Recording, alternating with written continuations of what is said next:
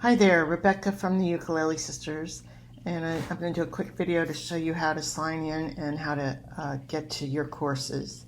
So go to this menu item, sign in to access video lessons, and click on My Account. Then you want to enter your email that you used to create your account and your password. If you forgot your password or you don't like the password we sent you, which is very long and complicated, you can reset it here.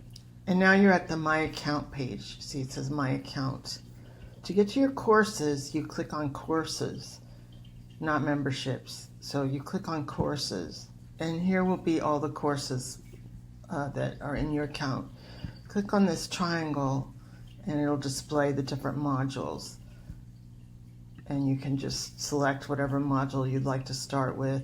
And here we are, minor mode, Christmas songs.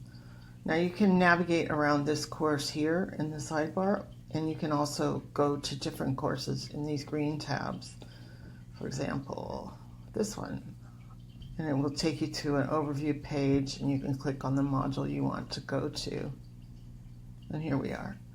You could also go back to My Account and click on Courses and the triangle, etc. All right, that's how you log in. That's how you get around to all your new courses. Thanks so much. Bye-bye.